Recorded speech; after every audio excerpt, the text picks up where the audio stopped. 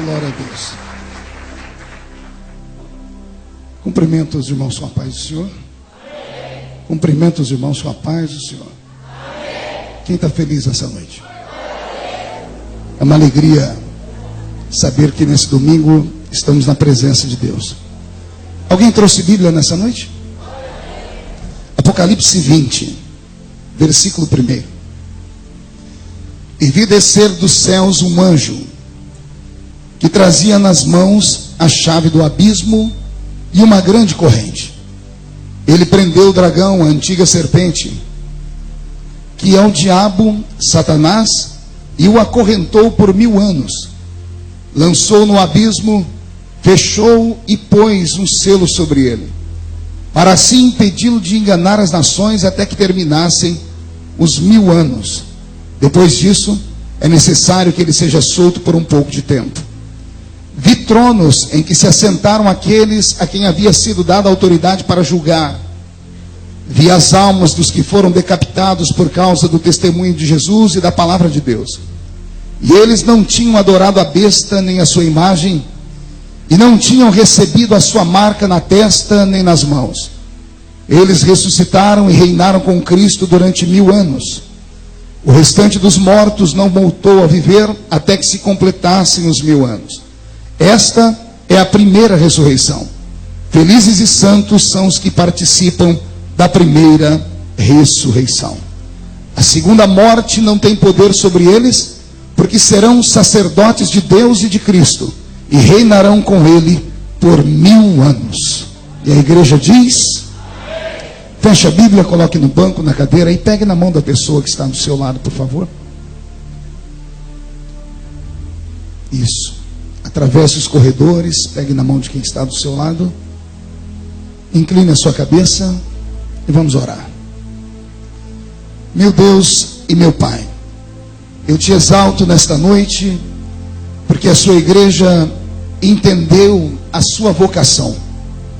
A vocação de no dia de domingo não ficarem trancados em casa, mas de romperem com os afazeres do dia a dia, atravessarem os bairros, as cidades e virem para o santuário te adorar.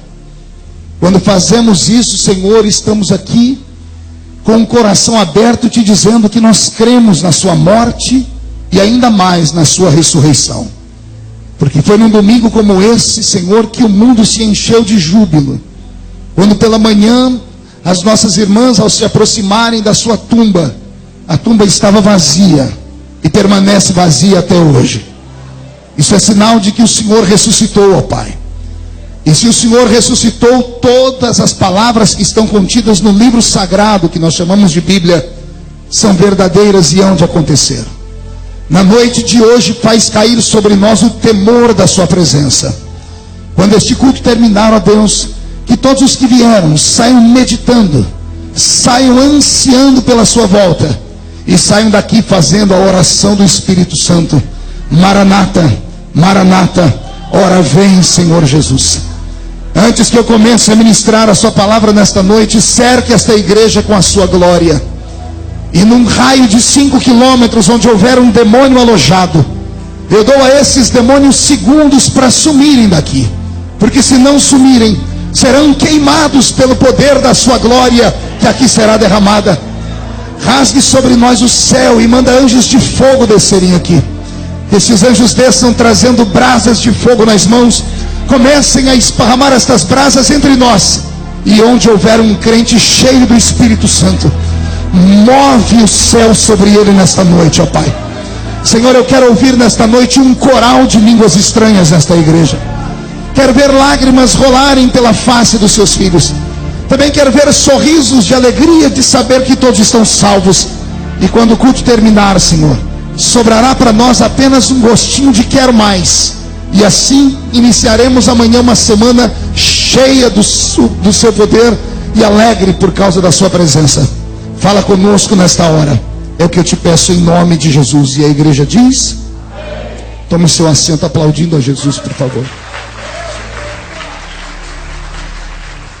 Quero que você olhe para o seu irmão e faça assim para ele, ó. Diga para ele: finja que eu não estou aqui. Não, mas Fale de um jeito que ele entenda e que você compreenda, que você convença ele. Diga para ele: finja que eu não estou aqui. Outra coisa, fale para ele: desligue o seu celular. Engole o seu chiclete. E pode abrir a boca para dar bastante glória a Deus nessa noite. Dia desses, eu estava meditando na vida e meditando em como é difícil servir a Deus. Servir a Deus não é para qualquer um. Servir a Deus é uma aventura. É uma aventura onde a cada dia você precisa vencer 1 milhão de obstáculos.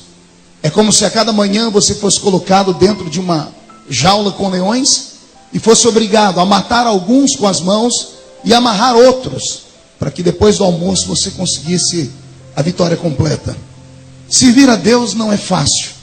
Se fosse fácil, não caberia pessoas dentro desta igreja e dentro de todas as igrejas que existem pelo mundo. Ainda mais no século em que vivemos. O presente século é talvez o século mais difícil de se servir a Deus de toda a história da igreja cristã. Repito, os que nasceram no século 20 e os que nasceram no início do século 21 encontrarão uma barreira muito maior do que todos os crentes de todas as eras já passaram para servir a Deus. Por quê, pastor? Porque vivemos no mundo da tecnologia avançada. E parece que a tecnologia roubou dos homens e das mulheres a crença naquilo que é metafísico, daquilo que é invisível, daquilo que não pode ser tocado. O homem do século moderno só acredita nas coisas que ele vê, só acredita nas coisas que ele pode tocar, só acredita nas coisas que ele pode reproduzir dentro de um laboratório, só acredita naquilo que a química, que a física e que a matemática mostra para ele que é verdade. Se voltássemos nas eras dos nossos ancestrais, veríamos que a ausência da tecnologia, a ausência da ciência multiplicada, dava ao homem um pouquinho mais de aptidão para olhar para o céu e imaginar que tudo que aí está não é mera obra do acaso. Não é mera obra do acaso que a terra, em certo momento do dia, faz brotar a relva, e a relva faz brotar o oxigênio. O homem de antigamente tinha mais aptidão com a natureza, porque tudo dependia da sua mão, do seu trabalho, do seu suor. Vivemos dias de dificuldade. A Bíblia Sagrada já havia anunciado isso. Os profetas que foram antes de nós anunciaram dias terríveis. Chegaram a dizer que viveríamos um período de trevas espirituais sobre a terra. E anunciaram que a ciência multiplicada faria o amor de muitos se esfriarem. Há um texto na Bíblia que quando eu leio me apavoro. Ele diz que se possível fosse naqueles dias, ou seja, nos nossos dias, a fé até dos escolhidos seria roubada. E os homens e mulheres atravessariam as ruas, os valados, viriam para a igreja não em busca mais da presença de Deus, mas em busca de uma verdade que parece não ser capaz de saciar a sua fome. E eu tenho me preocupado extremamente com isso. Tenho participado de cultos, não um, nem dois, mas milhares de cultos desde que entreguei a minha vida a Cristo. E parece que de alguns anos para cá, o evangelho foi vilipendiado, foi barateado, fora transformado em algo que quase não tem valor. Parece que olhamos para Jesus e não enxergamos mais nele aquele que fez um sacrifício na cruz. Olhamos para ele e esperamos que ele seja para nós um gênio da lâmpada. Aquele que nós esfregamos a lâmpada e ao aparecer ele é capaz de dar para nós o pedido da nossa alma. Somos capazes de fazer campanhas e mais campanhas em prol de um emprego.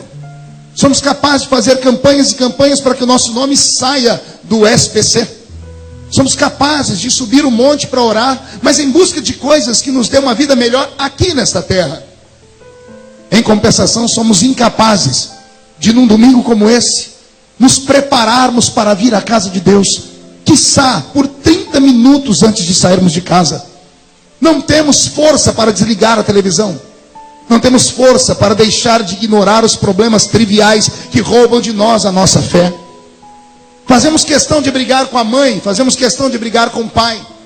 Fazemos questão de ter um espírito crítico, de chegarmos na igreja já cheio de ressalvas e colocados dentro de uma redoma, dizendo, dependendo do que ele falar eu aceito, dependendo do que ela falar eu não aceito.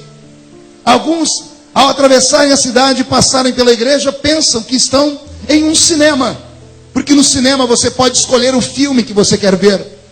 Alguns pensam que vão a um teatro e querem que todos os dias o ator, ou seja, o pregador ou o cantor, dê um show e não um culto.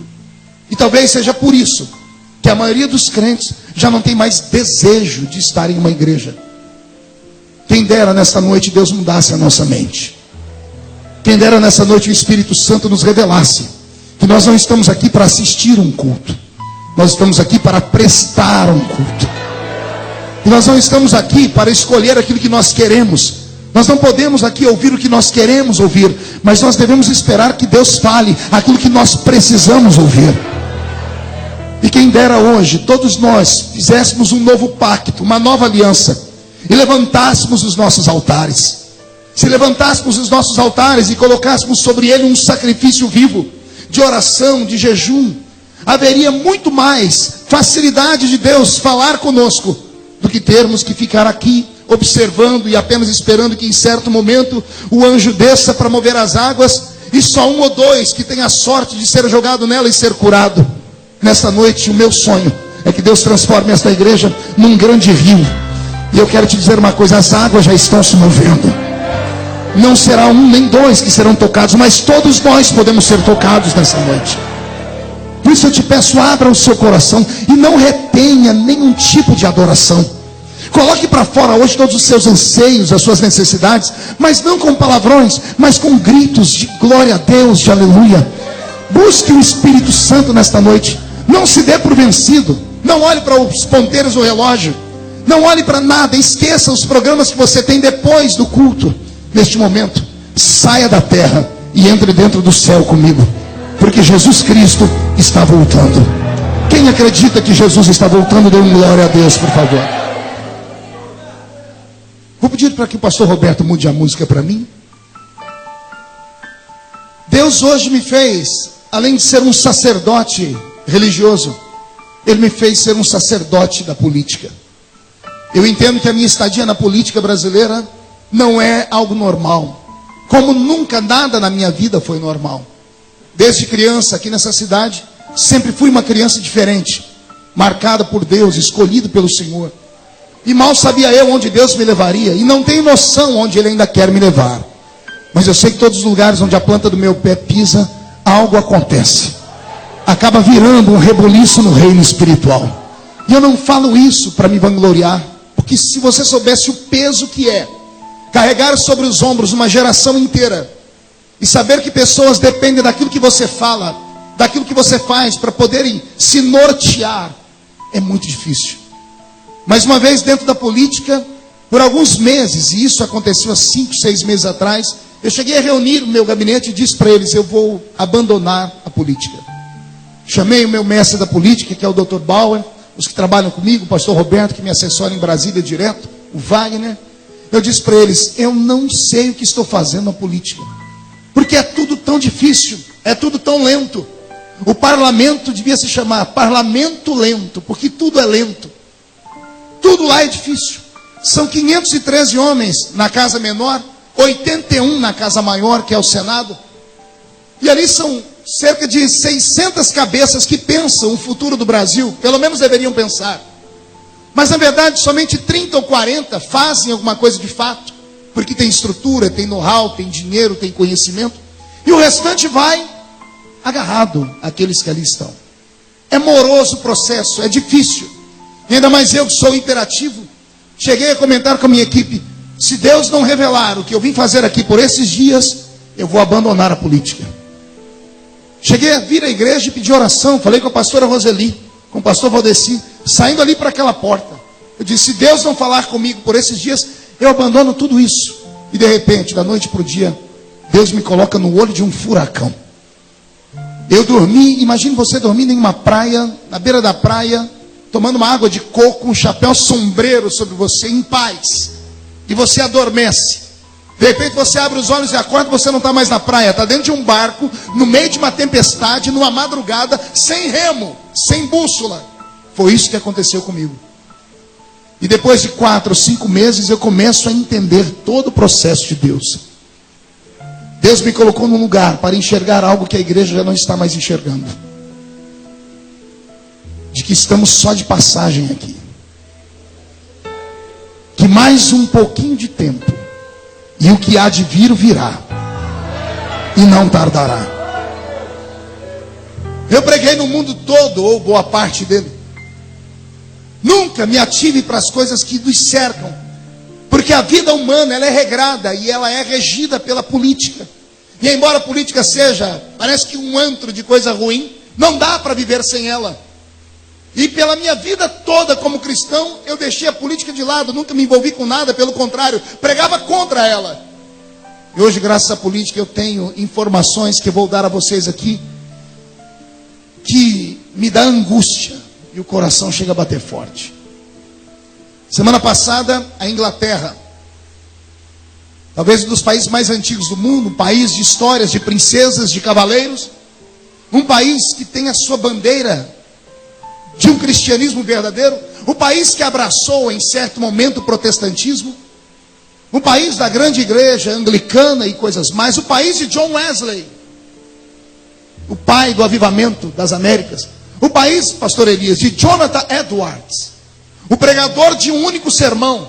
Alguém já ouviu falar dele? Jonathan Edwards foi o pregador que pregou um único sermão, chamado Pecadores na Mão de um Deus Irado. A história diz que enquanto ele pregava, as pessoas dentro do templo levantavam os pés, porque sentiam fogo nos pés, mas não era o fogo do Espírito Santo. As crianças gritavam dentro do culto porque diziam: mamãe, eu estou vendo demônios.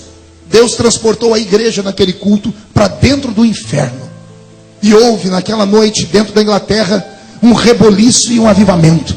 E os crentes voltaram, pelo menos por um espaço de 4 ou 5 anos, à prática da oração, do jejum e da santificação.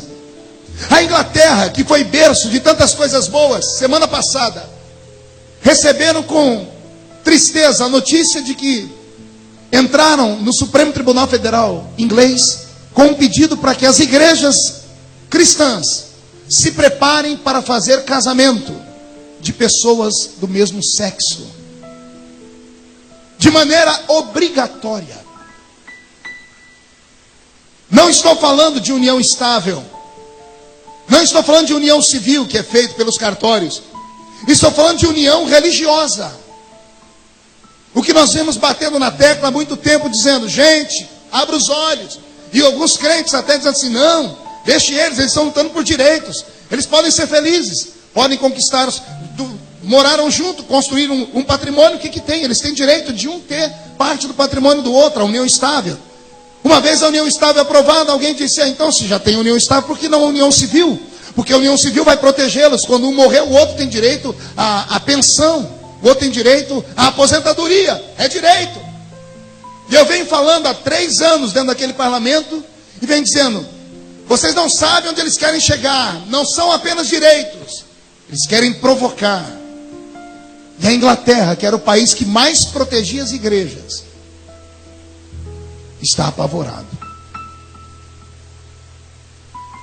Se o Supremo Tribunal inglês arguir que isso é constitucional, o pastor e o padre que não casar as pessoas do mesmo sexo será preso como crime inafiançável.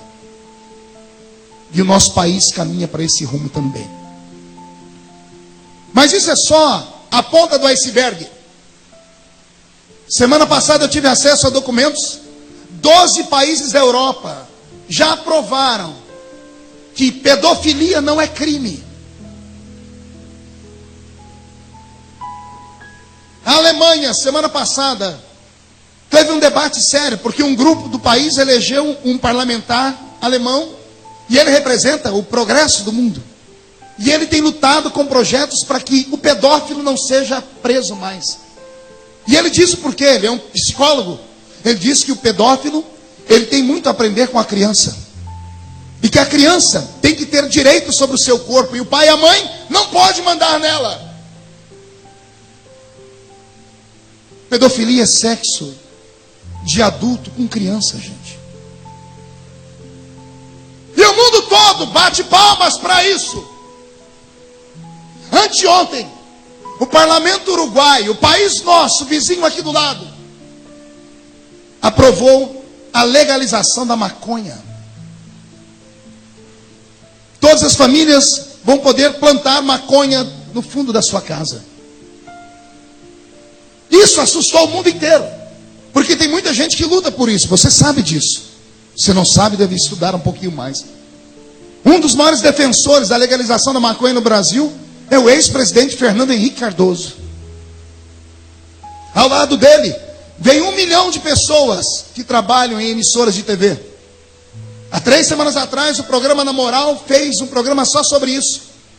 E eu tive que ouvir com vontade de vomitar o líder daquele programa e outras pessoas que ali estavam batendo palma e dizendo: tem que legalizar mesmo.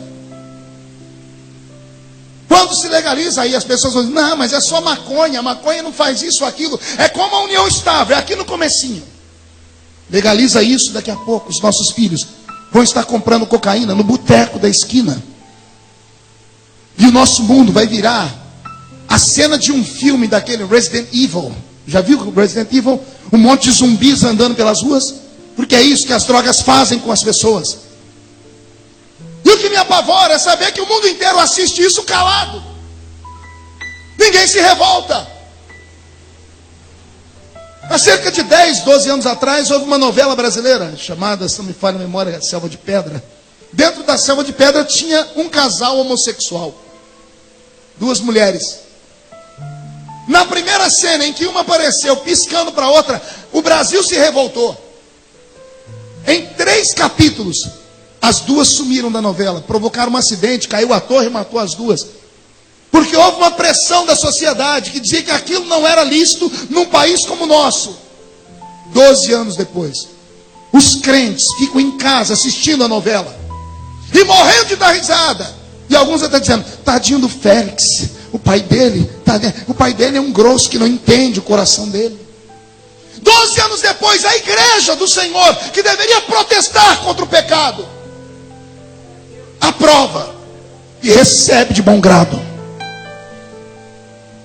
Eu estou te dando notícias de última hora, de 2 semanas. Meu corpo se arrepia e a minha alma dá vontade de chorar. Porque eu quero saber quais serão as notícias daqui para frente. O mundo jaz no maligno. O espírito do anticristo vem sobre nós na força de um tsunami espiritual. Satanás está varrendo o planeta Terra. Satanás está entrando dentro das nossas casas, nas cidades, nas vilas, na cultura, no governo do mundo. E a igreja, que é o único órgão oficial do céu na terra. Repito, a igreja é o único órgão oficial de Deus na terra. Ela que tem que dar vazão e mudança na sociedade. A igreja que provoca mudança nos valores e nos costumes. A igreja está sendo escamoteada, está sendo jogada para escanteio. E em nome de um Estado laico, porque esta é a palavra mais bonita que as pessoas escutam. Meninos de escola, aprendam isso, que isso aí vai virar debate na classe de vocês. O Estado laico. O que é o Estado laico, pastor? É um Estado sem religião oficial. Concordo. Porque nenhuma religião pode ser a religião oficial de um país, senão não há liberdade. Porque todas as pessoas têm liberdade de escolher o seu caminho. O próprio Deus deu ao homem liberdade de escolher o seu caminho. Então a laicidade significa que o ser humano pode escolher a religião que ele quiser e o Estado vai dar ao ser humano a proteção. Nós estamos aqui hoje nesse culto protegidos pela lei. Sabia disso ou não? Semana retrasada eu prendi 3 pessoas num culto lá em Santarém, no Pará. Estávamos em 40 mil pessoas louvando a Deus na rua e entrou um monte de meninos lá com a bandeira desse movimento esquisito e começaram a gritar no meio do culto. Os crentes apavoraram, fizeram o sinal da cruz e eu, como conheço a lei, peguei o microfone e disse: onde está a polícia? Código Penal, artigo 208. Use o Código Penal e que essas pessoas saiam algemadas daqui de dentro. Porque culto é um lugar inviolável. Esse lugar onde nós estamos, ele é guardado pela Constituição. Querem fazer arruaça, querem fazer porcaria, façam da porta da igreja para trás. No nosso meio não. No nosso meio não podem fazer. Então veja só, o Estado laico significa que o Estado vai dar proteção para o ser humano seguir a religião que ele quer. Até aqui eu concordo. Mas a falta de ensino, a falta de esmero, a falta das pessoas buscarem conhecimento, está transformando o Estado laico em um Estado ateu. Querem tirar os símbolos religiosos de todos os lugares. Semana retrasada, na marcha do Papa, lá no Rio de Janeiro, houve paralelamente a marcha das vadias, que, com todo respeito às mulheres de bem, não precisa nem ser mulher cristã, mas todas as mulheres de bem, acredito que não se sentem representadas por vadias, porque as mulheres vadias no meio da rua, seminuas, pegaram imagens do símbolo católico e quebraram no meio da rua. Agora, não sei se você se lembra, há 3, 4, 5, 6 anos atrás, não sei quanto tempo, houve um pastor que pegou uma imagem e ele não chutou, ele apontou a imagem com o pé. Quem lembra disso? Bispo Von Elde, 12 anos atrás, da Igreja Universal. Ele não chutou, ele apontou a imagem com o pé. O mundo caiu em cima da nossa cabeça. Teve igrejas que foram queimadas, depedradas. Todo mundo se revoltou. 12 anos depois, é como se nada tivesse acontecido. Há um espírito de medo no meio das famílias. Há um espírito que está nos fazendo andar de cabeça baixa, aceitar tudo, como se tudo fosse normal. E isso não é normal. Eu só posso dizer uma coisa: Jesus está voltando. E se Ele está voltando, a minha pergunta é: como é que Ele vai encontrar a sua família? O que é que vai acontecer com a sua família dentro de alguns dias? O Congresso Nacional Brasileiro aprovou uma lei que em 2016 todos os nossos filhos vão poder começar a frequentar a escola com 4 aninhos de idade. A maioria das mulheres, as mães, vão bater palma, vão dar glória a Deus, vão dizer: estou livre do fardo. Meus filhos vão para a escola. Pastor, isso é coisa de primeiro mundo. Imagine, a criança vai poder saber mais coisa, vai poder aprender, vai poder passar mais tempo bem cuidada. Será que é essa a intenção? O governo que aí está é um governo socialista. O governo que aí está é um governo de esquerda. É um governo que faz de tudo para desestruturar o ser humano. É um governo que destrói a família. Leia a base desse governo, entre na internet, use a internet para uma coisa boa, seja curioso. Entre no site do partido que governa o país e leia lá quais são as doutrinas deles. E você vai ver lá que uma das bandeiras principais é o aborto, a outra é a descriminalização das drogas, a outra é desarmar a população. Pergunte aos policiais, nós temos uma aqui no púlpito, como hoje existe uma luta para que os policiais percam todos os seus instrumentos, suas armas, querem arrancar, querem desarmar a população brasileira. Os criminosos têm mais valor do que um policial. Está tudo invertido nesse nosso país. Ora, ser hétero nessa sociedade é uma vergonha. Porque ser homossexual é a melhor opção, é a moda. A televisão aplaude. Pega a novela da Globo. Quando colocam lá um gay, não, agora estão colocando evangélicos também, pastor. Veja a cara do crente que está na televisão. Tem cara de maluco. Se veste como se fosse um Zé Mané. Tudo que vão falar com ele tem tom preconceituoso. Mas quando é um homossexual, ele é querido. Ele é bonito, é inteligente, é sagaz. Será que só eu percebo que é uma trama do diabo para desestruturar a nossa casa? Ah, se eu pudesse voltar no tempo, eu ia colocar a lei que os meus pais colocaram para mim e eu lutei contra eles, para a gente não assistir televisão. Começo a entender aqueles velhos e velhas de cabelos brancos, que a quem eu chamei de retrógrados, de gente maluca, da idade da pedra. Começo a entender por que eles se policiavam e se santificavam tanto. No afã de querer acompanhar o mundo moderno, destruímos as nossas famílias. A maioria dos meninos e meninas da nossa igreja tem mais facilidade de ouvir músicas do mundo do que ouvir louvores. Pegue o telefone da sua filha ou do seu filho, os iPads e tudo deles, o que você puder, e veja as músicas que eles escutam. Está tudo mudado. Tentamos fazer isso para os nossos filhos não serem jogados para escanteio, mas eles não conseguiram separar o joio do trigo. Ao invés de ouvir, porque nem toda música é ruim, nem toda música é maligna, nem toda música vem do demônio. Mas os nossos filhos não têm a habilidade de separar o que é bom do que é ruim. Estamos destruindo a nossa casa.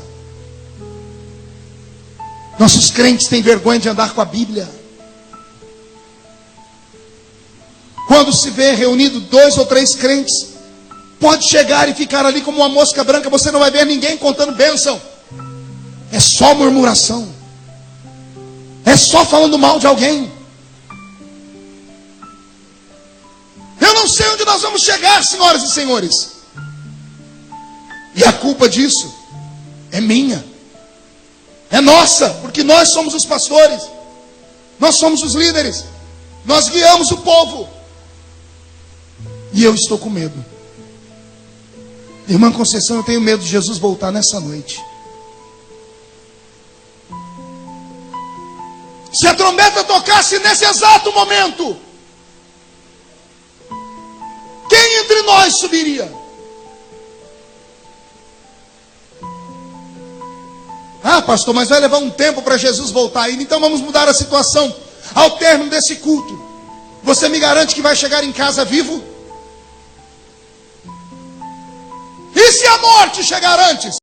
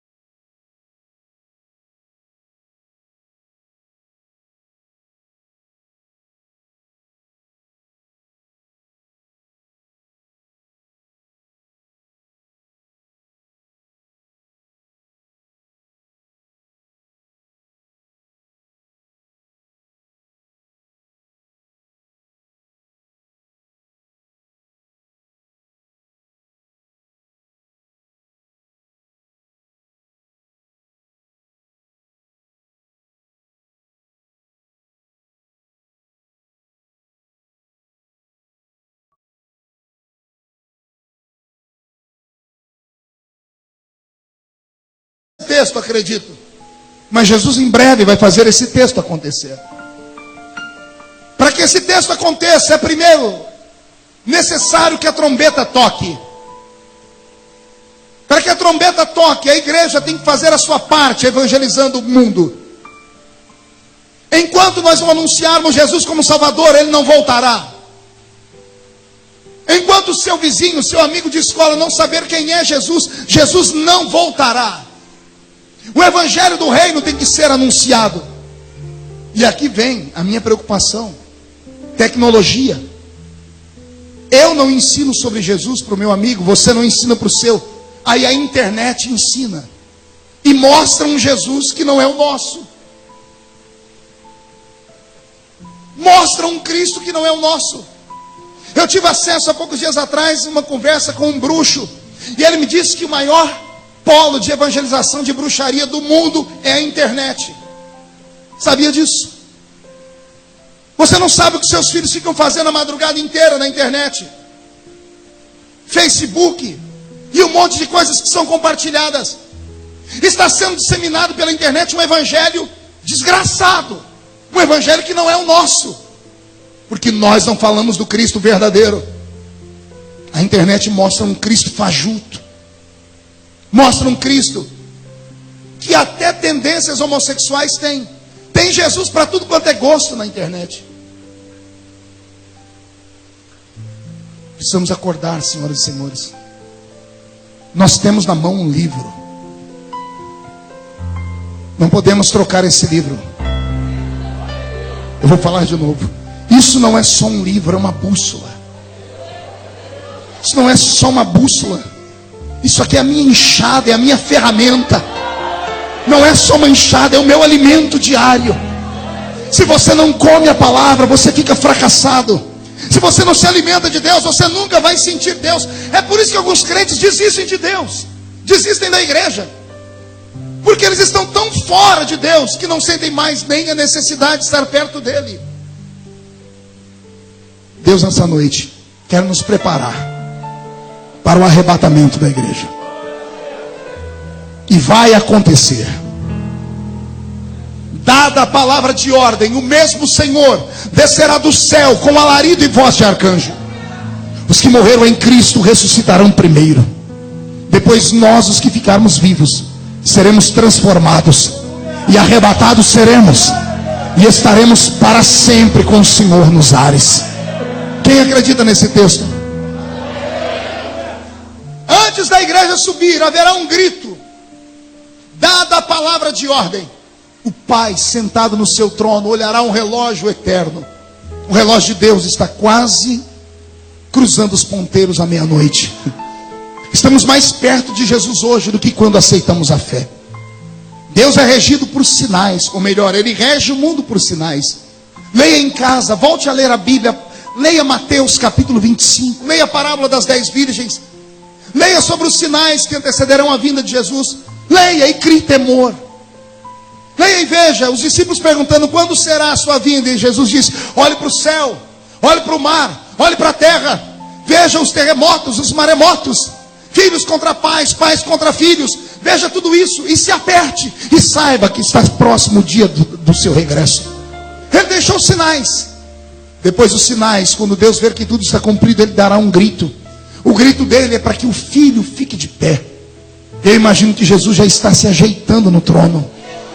Eu acredito que os anjos que estarão segurando as vestes que Ele vai usar no dia do arrebatamento, já estão terminando elas.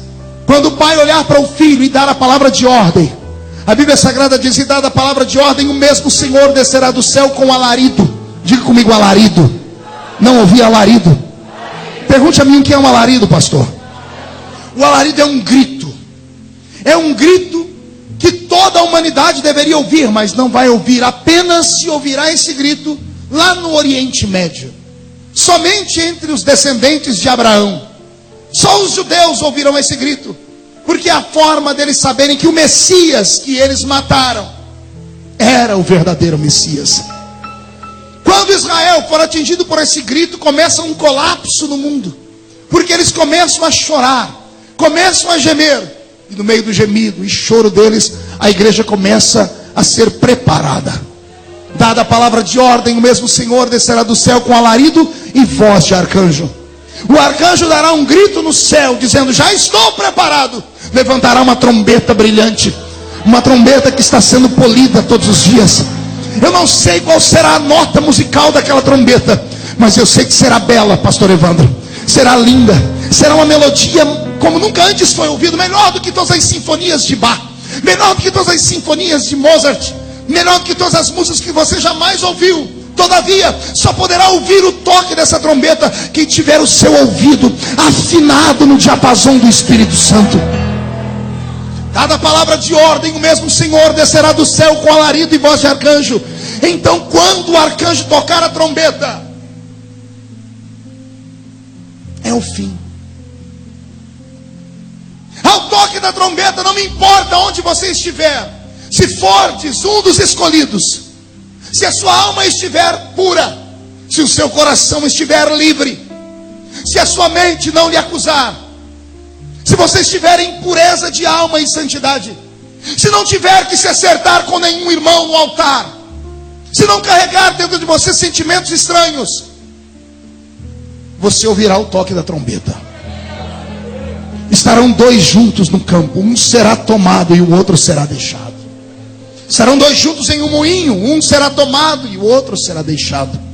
A Bíblia diz algo que apavora: estarão dois deitados em uma cama, um será tomado e outro será deixado. Esses três textos que Jesus explica, ou essas três histórias do texto que Jesus explica, não é sem sentido. Ele está falando: estarão dois juntos em um moinho, trabalhando. Estarão dois juntos no campo, trabalhando. O trabalho do campo é pela manhã, o trabalho do moinho é no finalzinho da tarde. E aí ele diz: estarão dois juntos deitados em uma cama, no final da noite. Ele está dizendo: fiquem atentos, pode acontecer a qualquer momento. Pode ser de manhã, pode ser de tarde, pode ser à noite. Sorte terá aqueles que forem arrebatados enquanto estiverem dormindo. Porque o crente que tem juízo não deita na cama sem antes acertar a sua vida. Ezequiel terá sorte aqueles que forem arrebatados durante o sono, porque eles antes de dormir vão ter colocado o joelho no chão, dizendo: Deus, perdoa os meus pecados.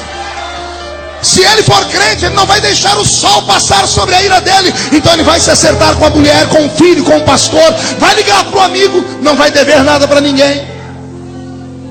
E aí, ao ser arrebatado, o toque da trombeta subirá. Irmão Adriano, a mesma sorte não terá aqueles que forem arrebatados à tarde, ou que estiverem à tarde trabalhando quando a trombeta tocar.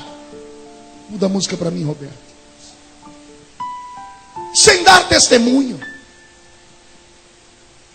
se jogando em cima do patrão, ou crente que é patrão se jogando em cima de um empregado. Pessoas roubando, pessoas dando prejuízo para os outros, contando piadas numa rodinha, azarando pelo Facebook,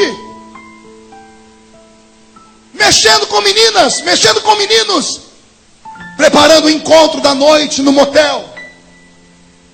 Esses não terão a mesma sorte. E toda a vida que eles tiveram com Deus não valeu nada. Nada. Foi uma mera fantasia. Porque estiveram com Deus e não aprenderam nada com Ele. Estiveram em uma igreja e não aprenderam nada sobre fé.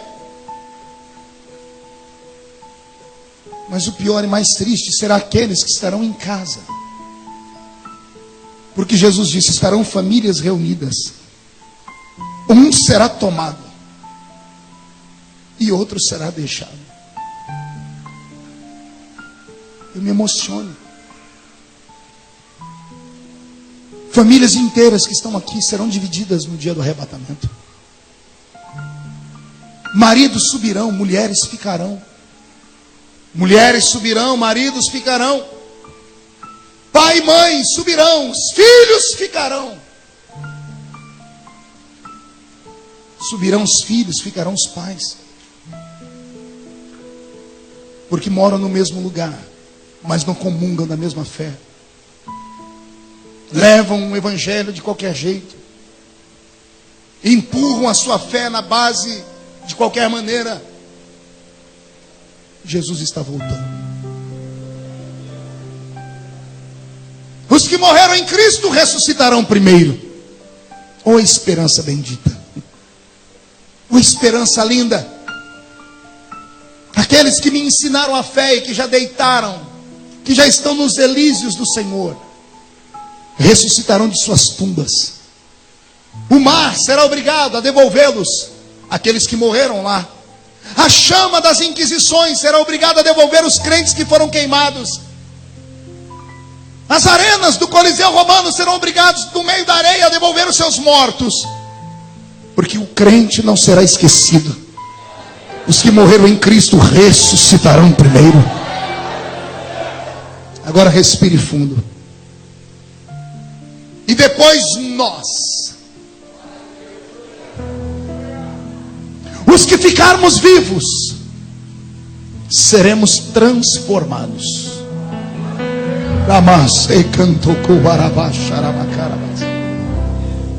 Se a trombeta tocar nesse exato momento, todos esses acontecimentos acontecem simultaneamente. Mas os crentes que estiverem de pé e acordados nesse dia, creio eu, vão sentir algo que nunca sentiram em suas vidas. Vão sentir uma visitação como nunca antes sentiram. Um gozo, um prazer, uma alegria. Algo que vai deixar a sua alma tão leve. E quando você olhar para alguém e abrir a boca para falar, não vai dar tempo. Subiremos cantando um novo cântico. Os crentes que nunca falaram em línguas, fique tranquilo, naquele dia você vai falar. Subiremos falando um novo cântico, o cântico dos anjos. Quando olharmos para o céu, veremos o Senhor lá de braços abertos nos esperando. Seremos levados para um ambiente diferente. Milhares, crentes vindo de todas as partes, de todas as eras, homens, mulheres, jovens e crianças. Subiremos ao lado de Abraão, Isaac e Jacó. Veremos Lázaro. Estaremos ao lado de um cego Bartimeu. Conheceremos Esther. Andaremos ao lado de Mardoqueu. Veremos o profeta Natã. Ouviremos o rei Davi. Estaremos todos subindo em miríades e miríades de santos. Seremos arrancados desse mundo que nos odeia. Seremos arrancados desse mundo que não nos quer bem. Seremos arrancados dessa cidade. E aqueles que foram na minha casa protestar, vão ler pelo jornal, ou vão ouvir pela URC, ou pela Rádio Gazeta. Ontem aconteceu algo estranho em Orlândia. Todas as igrejas cristãs, evangélicas, estão em desespero. Interessante que alguns pastores sumiram e outros ficaram. Interessante que alguns crentes, principalmente aqueles que eram os mais loucos, aqueles que mais gritavam, aqueles que mais diziam, vamos andar assim, assado, esses sumiram. E aqueles que tinham uma vida leviana, uma vida meia lá, meia cá, estão aí. Essa igreja nunca ouviu tanto choro e grito como vai ver naquele dia. Vão destruir a porta dessa igreja. A igreja onde nós nascemos, Elias, vão destruir as portas delas. Porque todas as pessoas que tiveram um contato com o evangelho como o nosso, todas as pessoas que ouviram falar de crentes e tiveram a oportunidade de ouvir uma palavra, sabem que nós pregamos que um dia nós vamos sumir desse mundo. Vão quebrar as portas porque vão vir as multidões, vão revirar os bancos, vão se jogar na frente do altar, vão arranhar os seus rostos, vão entrar num desespero tão grande como nunca antes houve. Apocalipse, dá medo de ler. Tem uma parte de Apocalipse que diz, naqueles dias, os homens vão pedir a morte, e a morte vai sumir diante deles. Vão gritar, ó montes, caiam sobre nós. E mesmo os montes caindo sobre eles, eles não vão morrer. A morte será arrancada da terra por um tempo, para que as pessoas não tenham onde dar vazão ao seu remorso. Enquanto sumirmos daqui, estivermos nos céus, sobre os nossos pés se fechará. Deus apagará da nossa memória parte das nossas lembranças. Pergunte para mim, quais, pastor? Aquelas de que nós subimos e alguém ficou. Quem ficará com as memórias? Só aqueles que ficarem. Os que saírem daqui e subirem não vão lembrar disso. Pergunte por quê. Senão não é céu, é desespero. Você ir para um lugar e saber que você está em paz, e saber que a sua mãe, o seu pai, o seu filho estão nas mãos do anticristo. Nós estaremos em um lugar tão belo, assentados em uma mesa. João desenhou a mesa em Apocalipse. Ele diz que o tamanho dela é tão grande que ela começa no Oriente e vai até o Ocidente. Estaremos assentados nessa mesa, vestindo uma roupa branca, os nossos corpos recuperados, sem rugas no rosto, sem doença, Joel, sem nada que nos deixe cicatrizes. O nosso corpo será transformado. Sentaremos nessa mesa e passaremos um tempo olhando uns para os outros, sorrindo, alegres, dizendo uns aos outros: valeu a pena, valeu a luta, a perseguição, o sofrimento, valeu a pena.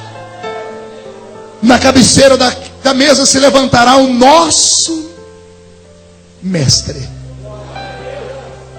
dará um discurso, porque é o nosso casamento, e então participaremos das bodas do Cordeiro.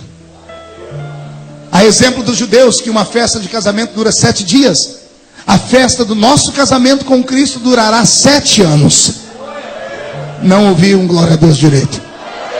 7 anos assentados em uma mesa, revendo amigos, batendo papo. Esquecemos dessa terra aqui, só lembramos de coisas boas lá.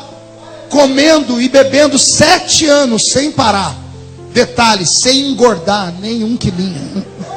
Ninguém deu glória a Deus. Então tá bom, deixa pra lá. Vou falar mesmo assim: ninguém mais vai engordar, ninguém mais vai emagrecer.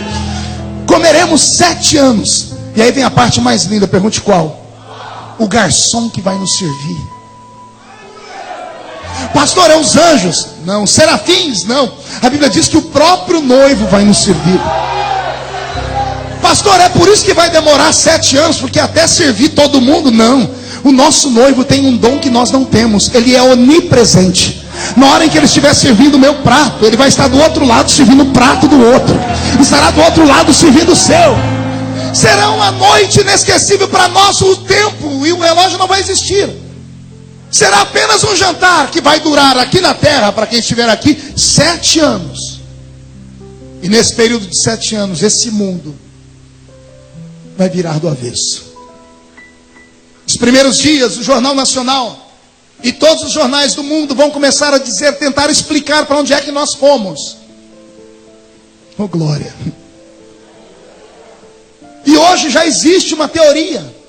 Eu comprei uma revista de ciências esses dias, e a revista diz que existem indícios de que há vida em outros planetas, e de que existe vida inteligente fora da Terra.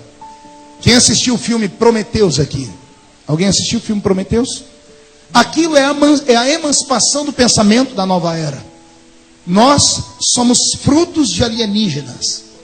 Então eles dizem que esses alienígenas qualquer dia desses vão vir a esse mundo e vão retirar parte do mundo que não evoluiu.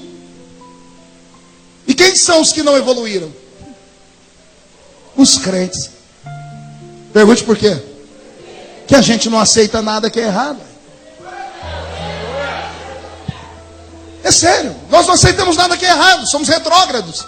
Não aceitamos o que o mundo chama de progresso. Então nós somos uma pedra no sapato do mundo. Então já há uma teoria de que em qualquer momento serão abduzidos milhões de pessoas desse planeta e levados para um outro planeta para serem treinados. Já existe isso na internet. Olha o que o diabo está fazendo. Já está arrumando uma desculpa para falar para onde é que nós fomos no arrebatamento. Depois que isso acontecer, o anticristo, o homem do pecado, se levantará com autoridade jamais vista, com poder e autoridade capaz de fazer sinais e prodígios. Ao lado dele se levantará um líder religioso chamado falso profeta. E esse falso profeta já tem súditos nos nossos dias. Ecumenismo. Qual é a palavra, igreja? Não ouvi? Pergunte para o seu irmão se ele sabe o que é ecumenismo. É você colocar dentro de um lugar um pastor, um padre, um babalorixá, um budista, de todas as religiões fala assim: nós servimos todos ao mesmo Deus. Só tem diferenças. Podemos comungar, caminhar juntos. Isso é ecumenismo. É o que é pregado hoje na televisão. Quem assistiu na Moral essa semana, viu lá um babalorixá questionar o pastor Silas. Por que vocês não vão lá no nosso terreiro? Por que nós não podemos ser uma religião só? Papa Francisco é hoje uma das maiores vozes que defende o ecumenismo. Ainda ontem ele mandou uma carta para um líder muçulmano no Egito, pedindo paz e trégua e dizendo que eles podem conversar, porque afinal de contas, Alá e Jeová e Jesus são o mesmo. O mundo caminha para o encontro da igreja com Jesus. O mundo caminha mostrando para nós sinais. O ecumenismo já está aí. Senhoras e senhores, abramos a nossa mente. Não é tempo de brincar. Jesus está voltando. Os primeiros 3 anos e meio serão de paz. Esse anticristo vai conseguir fazer Israel e os palestinos fazerem as pazes. Esse anticristo vai conseguir uma fórmula que vai matar a fome da sociedade inteira. Ele vai conseguir resolver o problema do efeito estufa. Ele vai conseguir resolver o problema da água. Vai acabar as barreiras. Teremos uma moeda única no mundo. Teremos uma linguagem única. O mundo será globalizado. Não haverá mais passaporte. Ele vai conseguir transformar o mundo em um só povo. A exemplo do que quis Nimrod na Torre de Babel. Quando quis que todos os homens e mulheres habitassem num só lugar e falassem só uma língua. É o espírito do anticristo. Mas quando isso estiver acontecendo, um povo vai se revoltar aqui. Pergunte quem? Os desviados. Os que não subiram conosco. Os que não foram para o céu conosco. Eles vão se levantar e serão uma pedrinha no sapato do reino do anticristo. Só que esses vão clamar e não vão ter liberdade. Esses vão pedir ajuda e a ajuda não vai vir. Terão que dar a sua vida. Vão morrer decapitados. É o texto do Apocalipse 20 que eu li. Vão morrer, serão assassinados, serão jogados nas ruas, a exemplo dos demais. Vão ser chamados de pessoas que querem ir contra o governo. O mundo virará um inferno. E nós estaremos no céu cantando. O anticristo baixará uma lei dizendo que todos os homens e mulheres que quiserem comprar e vender vão ter que ter um sinal, ou na mão direita ou na testa. Um chip será implantado na mão das pessoas, ou na testa das pessoas. Procure na internet, já existe isso nos Estados Unidos da América. Um chip, uma pequena plaquinha que mal pode ser vista. Dentro dele há um GPS, eles sabem onde você está. Dentro dele existem códigos. Tudo será eletrônico. O profeta que previu isso há 2000 anos atrás, quando não havia nem luz elétrica. E a Bíblia Sagrada fala desses sinais. Já está acontecendo. E a igreja não se percebe. Quando tudo estiver terminado, o único povo que se levantará contra o anticristo como nação será Israel. Qual o nome do povo? Deixa eu te dar um conselho. Toda noite antes de dormir, ore pela paz em Israel. É bíblico. Abençoa aqueles que pedem a paz por Jerusalém. Deus ama aquela terra. Deus ama aquele povo. Deus ama aquela nação. E nesses dias eles se levantarão, porque esse anticristo vai querer colocar uma imagem dele dentro do templo que será levantado em Israel. E os judeus não adoram outro Deus, não aceitam imagens, estão curados. Foram curados por Deus no cativeiro babilônico. No cativeiro de 70 anos em Babilônia, Deus arrancou toda a idolatria do povo judeu. O judeu só adora um Deus, aquele que está nos céus. Quando isso acontecer, o mundo todo se revoltará contra Israel. Há um vale em Israel chamado Vale de Jezreel. O ano que vem nós vamos fazer uma caravana e alguns crentes daqui vão comigo lá. Lá em Israel, vamos lá, em loco. Há um vale gigantesco chamado Vale de Jezreel, também chamado Vale do Armagedon. Aquele vale será tomado por homens que virão do mundo inteiro para cercarem os flancos de Israel, para destruir Israel com seu armamento bélico. O mundo todo vai tentar provocar a terceira guerra mundial. O mundo contra os judeus. Quem vai apoiar os judeus esses dias, pastor? Os desviados que estiverem aqui. Quando todo o armamento do mundo estiver contra os judeus, quando Israel estiver para ser apagado da terra, Cumprir-se-á os 7 anos da profecia. Antes de Israel ser exterminado, as bodas do Cordeiro terminam. Jesus olha para nós assim: é chegada a hora. Levantamos da mesa, a mesa desaparece. Recebemos o poder de voar. Lá na frente daquele batalhão veremos um cavalo branco. E o nosso Salvador vai se assentar sobre ele. E quem não acredita nisso, leia o livro que antecede o Apocalipse, o livro de Judas. E lá no livro de Judas você vai ver assim: e assim profetizou Enoque, o 7º depois de Adão: eis que é vindo o Senhor com milhares dos seus santos. Enoque, lá no Gênesis, viu a nossa vinda vitoriosa. Ele não fala de anjos, fala de santos, somos nós. Estaremos atrás do Mestre. Abrir-se-á no céu uma ruptura. Haverá uma separação entre dimensões. A Bíblia diz que é como um relâmpago que sai do Oriente e se mostra no Ocidente. Vai se rasgar em dois. Vai se abrir uma cortina que ninguém vê. E quando os homens olharem para cima, vão ver milhares de crentes. Na frente, o Senhor sentado no seu cavalo. Nesse dia, todas as filmadoras estarão filmando Israel preparados para a guerra. Os cinegrafistas, como está a Ana ali, estão filmando a guerra e alguém do lado: querido, bata no ombro da Ana, por favor. Bata no ombro da Ana. Ana, olhe para ele, pergunte o que é. Aponte para o céu, diga: filme lá. Filme lá. Quando as câmeras men filmarem o céu, o mundo vai entrar em desespero.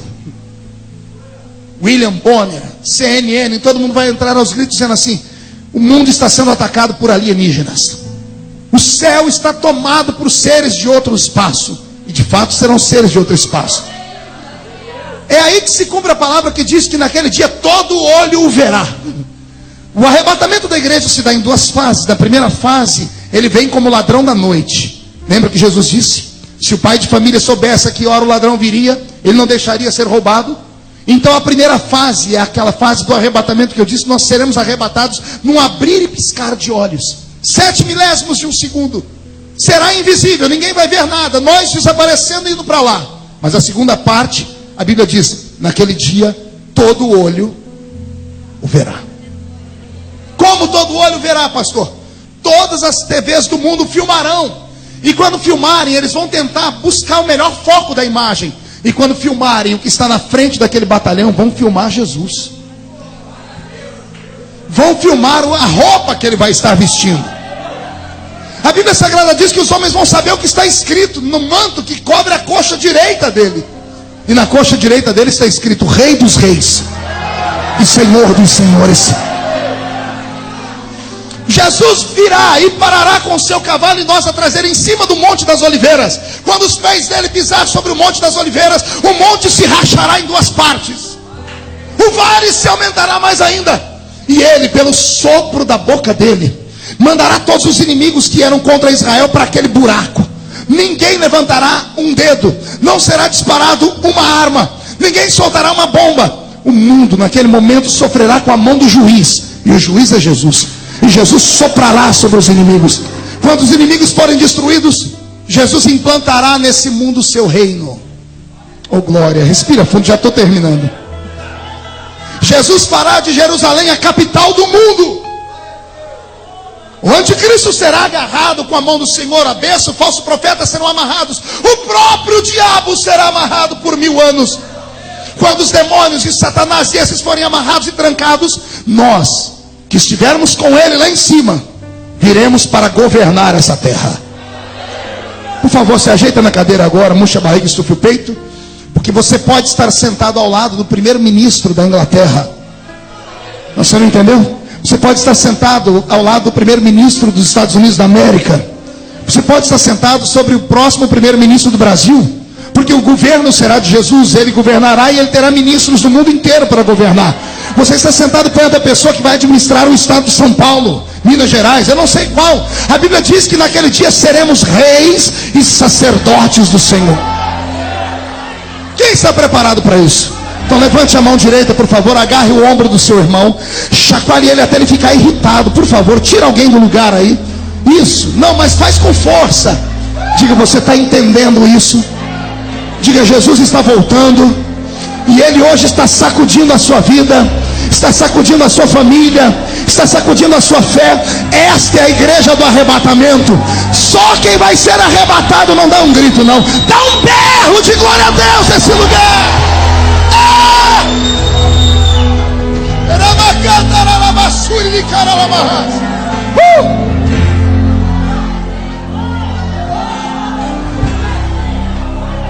Jesus implantará o seu governo nesse mundo e nós governaremos o mundo com Ele. Faremos parte da primeira ressurreição. Bem-aventurados que fazem parte da primeira ressurreição. Repita comigo: primeira ressurreição. Mais alto, diga: primeira ressurreição. Pergunte para o seu irmão: sabe por quê? Esses que foram arrebatados terão um corpo igual ao de Jesus. Lembra do corpo de Jesus quando ele saiu da tumba? Ele atravessava a parede, pastor Edivaldo, e comia peixe. Ele estava aqui, sumia da frente das pessoas no caminho de Emaús, lembra, depois da janta? Quando ele deu graças, os discípulos olharam: cadê Jesus? Sumiu. O corpo da igreja será como dele. Nós fizemos parte da primeira ressurreição. E nós seremos diferentes do resto da humanidade. Por isso vamos governar. E tudo isso que eu estou pregando não é conto de carochinha. Não é ficção. É verdade. O mundo não acredita em mais nada, mas nós precisamos acreditar. Jesus está voltando. Eu peço para que todos fiquem de pé nesse momento. É hora de consagrar a nossa vida. Aquela música que eu te pedi, pastor Roberto. E vou pedir para que você incline a cabeça por um momento. Vou pedir para que você reveja a sua vida. Para que você reveja o seu coração. Para que você reveja os seus passos.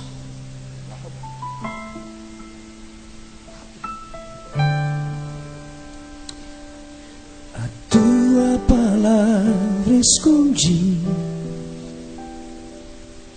guardada no meu coração, para eu não pecar contra ti, Senhor. A tua palavra escondi, minhas vestes no sangue lavei, e das tuas águas bebi, para ser uma oferta agradável a ti. Minha vida a ti consagrei, meus dons e talentos são pra te servir, meus dons preciosos são teus. Não vejo razão na minha vida sem ti. Tu és meu Senhor e meu Rei. Assim como o fogo refina o ouro, vem tua obra em mim completa, até que o mundo possa ver tua glória em meu rosto brilha. A tua palavra escondi, guardada no meu coração, para ser uma oferta agradável a ti.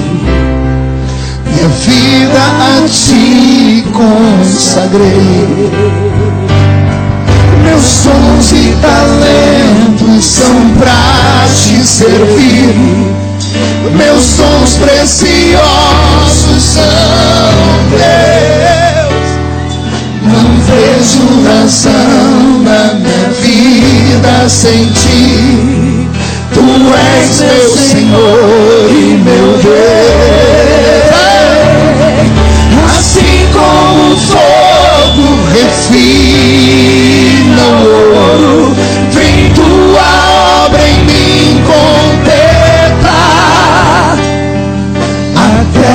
o mundo possa ver tua glória em meu rosto brilhar. De cabeça baixa, eu quero fazer 3 convites. Não faço como pastor, eu faço como seu irmão. O primeiro é para homens e mulheres que estão afastados do Evangelho. É para gente que já cantou, já pregou, já sentiu, já falou em línguas, mas que no meio da caminhada foi atingido, ficou magoado, foi entristecido, saiu da presença de Deus. E nessa noite, atendendo o convite, não meu, mas o convite do Espírito Santo, veio ao templo. Você não sabe a alegria que você está dando a Deus. E Jesus me manda te fazer um convite. Meu irmão, minha irmã, é hora de voltar. Aqui não é um lugar perfeito, como não existe lugar perfeito em lugar nenhum. Mas aqui é um lugar que Jesus nos deu.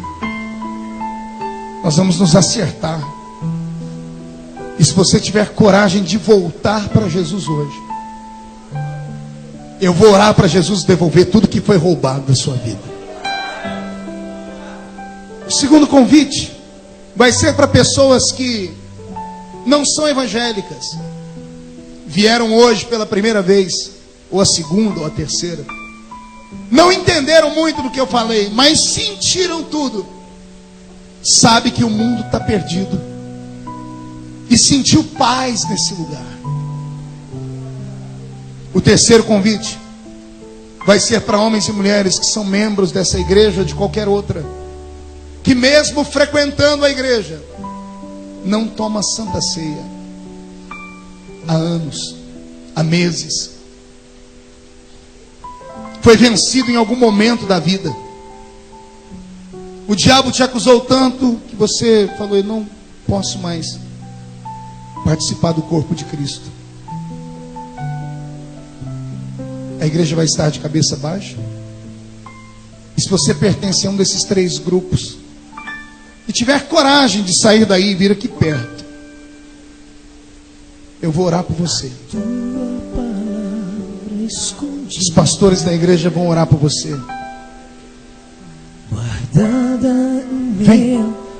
Vou pedir para os nossos pastores descerem ali para receber esse pessoal. Para eu não pecar Isso. contra ti, Senhor, a tua palavra escondi. Chega mais perto do altar.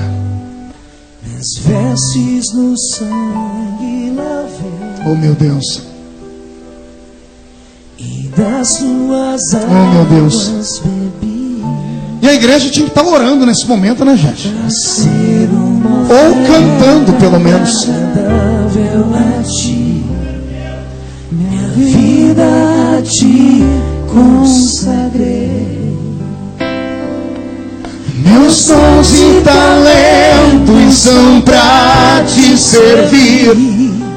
Meus dons preciosos são teus. Não vejo razão na minha vida sem ti. Tu és meu Senhor e meu Deus. Assim como o fogo refina o ouro, vem tua obra em mim completa, até que o mundo possa ver tua glória em meu rosto brilhar.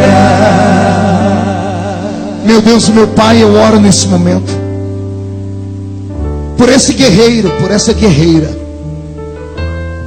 por esse homem, por essa mulher, por esse meu irmão, por essa minha irmã, por essa senhora, por esse senhor, por este jovem, por esta jovem, por essas pessoas que tiveram coragem de sair dos seus lugares e virem aqui à frente. Os olhos humanos não podem ver o que está acontecendo, Pai. Mas nesse momento há uma cachoeira aberta sobre eles. Só que essa cachoeira não jorra água, ela jorra sangue. O sangue do Cordeiro de Deus que tira o pecado do mundo.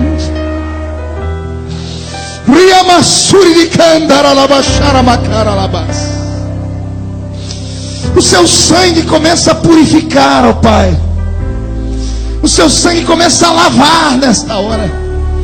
Vai arrancando o ódio, a mágoa, a tristeza, o desespero, a angústia. Vai arrancando o que não presta. E vai devolvendo para eles a certeza da salvação, os dons do Espírito Santo. Todos os dons que foram roubados estão sendo devolvidos. Todos os pecados estão perdoados. O nome deles permanece no livro da vida do céu. E neste momento, ó Pai, eu profetizo que se a trombeta tocar agora, esses que vieram à frente vão primeiro do que nós, porque eles estão nascendo de novo no altar, estão derramando-se no altar. Pai, eles precisam de um milagre, como nós também precisamos. E por isso, Pai, eu abençoo a vida deles em nome de Jesus. E a igreja diz: Mestre, eu preciso de um milagre. Transforma minha vida, meu estado. Abraça as pessoas, abraça aqui, jovens, abraça eles. Faz tempo que eu não vejo a luz do dia. Estão tentando sepultar minha alegria, tentando ver meus sonhos cancelados. Lázaro ouviu a sua voz quando aquela pedra removeu. Depois de 4 dias ele reviveu. Quem pode cantar conosco? Mestre, não há outro que possa fazer aquilo que só o teu nome tem todo o poder. Eu preciso tanto de um milagre.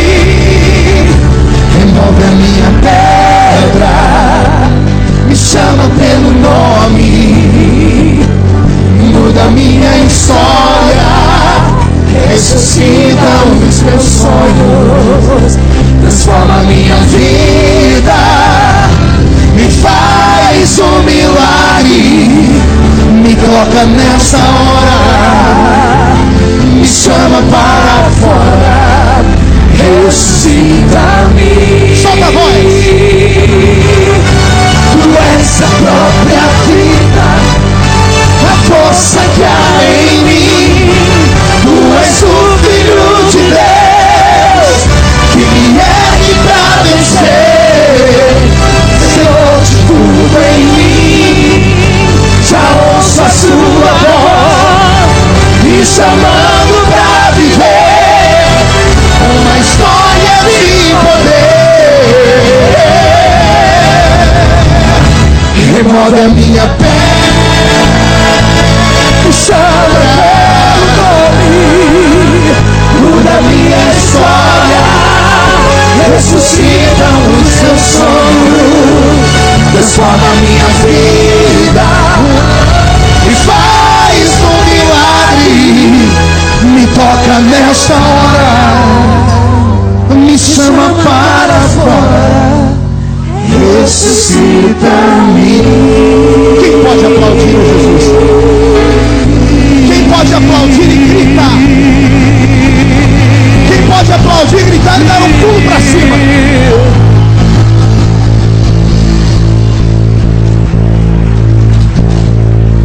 Ei, olha pro seu irmão e diga para ele: o culto já vai acabar. Mas antes, eu quero saber se você está pronto para ir para o céu. Quem aqui vai para o céu se a trombeta tocar? Então eu quero ver você sair do seu lugar e cantar esse louvor se mexendo. Por onde eu for, a tua bênção me seguirá. Quero ver as crianças saindo do chão. Vamos lá, vamos lá.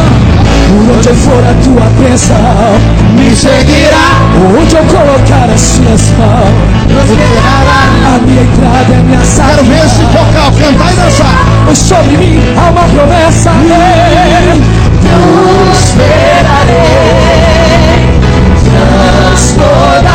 Transbordarei o seu celeiro fartamente. A minha casa terá sempre Tua provisão onde eu puser a planta dos meus pés. construirei. Pois sobre mim há uma promessa.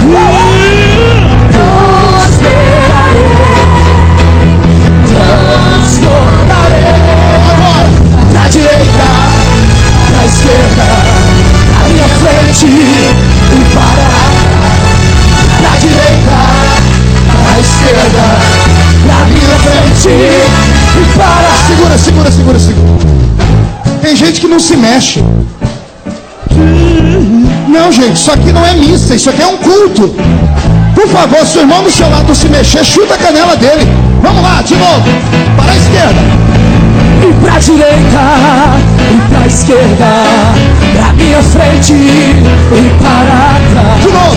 Para a direita, e pra esquerda, Ó, Roberto, canta direito. frente e para trás, por todo lado.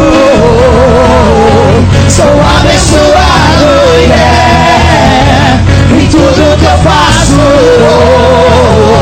Sou abençoado, yeah, por todo lado, por todo lado. Sou abençoado, sou abençoado, yeah, em tudo que eu faço. Sou abençoado, yeah, yeah. Toda sorte de bênção o Senhor preparou para mim, e em todas as coisas eu sou mais do que vencedor. Por todo lado sou abençoado, yeah, em tudo que eu faço. Sou abençoado, Eu sou livre. eu sou livre, Eu sou livre. eu posso cantar, Eu posso cantar. eu sou livre, Eu sou livre. eu posso gritar, eu sou livre, Eu sou livre. eu posso dançar, Posso dançar. eu sou livre, Eu sou livre. eu posso pular, pisar na cabeça do inimigo e declara: Sou mais que vencedor. pisar na cabeça do inimigo e declara: sou mais que vencedor. Pisar na cabeça do inimigo e declara: sou mais vencedor. Pisar na cabeça do inimigo, sou mais. Pra direita, pra esquerda, pra minha frente e para trás. E pra direita, para esquerda, pra minha frente, por todo lado, cantando, por todo lado. Sou abençoado, yeah, em tudo que eu faço. Sou abençoado, yeah.